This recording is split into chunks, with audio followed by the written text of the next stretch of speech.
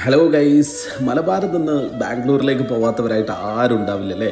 എന്നാൽ ആ റഷ് റോഡൊക്കെ ഒഴിവാക്കി ശാന്തസുന്ദരമായിട്ടുള്ള യാത്ര ആസ്വദിച്ച് പോകാൻ പറ്റിയ ഒരു അടിപൊളി റോഡിനെ കുറിച്ചിട്ടാണ് ഈ വീഡിയോയിൽ ഞാൻ പറയുന്നത് കേട്ടോ. ബാംഗ്ലൂരിലേക്ക് പോകുമ്പോൾ നമ്മൾ നേരെ മുത്തങ്ങ ക്രോസ് ചെയ്ത് കഴിഞ്ഞ് നമ്മൾ നേരെ ഗുണ്ടൽപേട്ടയിലേക്ക് എത്തുക, കർണാടകത്തിൽ അല്ലേ. ഗുണ്ടൽപേട്ട ടൗണിലേക്ക് എൻ്റർ ചെയ്ത് ഉടനെ തന്നെ റൈറ്റിലേക്ക് ടേൺ ചെയ്ത് കഴിഞ്ഞാൽ നേരെ ചാംരാജ് നഗർ നേരെ പോയി കഴിഞ്ഞ് കഴിഞ്ഞാൽ നമുക്ക് തമിഴ്നാട് ബോർഡർ, അതായത് ബാംഗ്ലൂർ കോയമ്പത്തൂർ ഹൈവേൻ്റെ മുകളിലേക്ക് നമുക്ക് ചെന്ന് കയറാം. അതാണ് ഈ കാണുന്ന ഈ റോഡ്.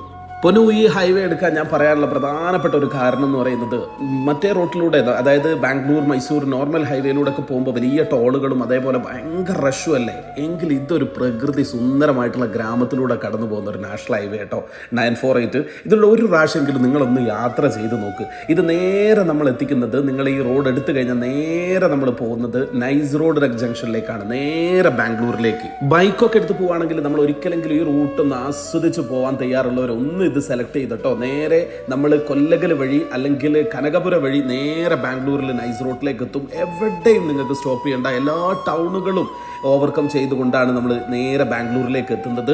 സമയം നമുക്ക് ലാഭിക്കാൻ കഴിയും, ട്രോള് നമുക്ക് ലാഭിക്കാൻ കഴിയും. അതുമാത്രമല്ല, മറ്റേ ഒരൊറ്റ സ്പീഡ് ഹമ്പുകളും നമുക്ക് ഈ റൂട്ടിലില്ല എന്നുള്ളതാണ് ഏറ്റവും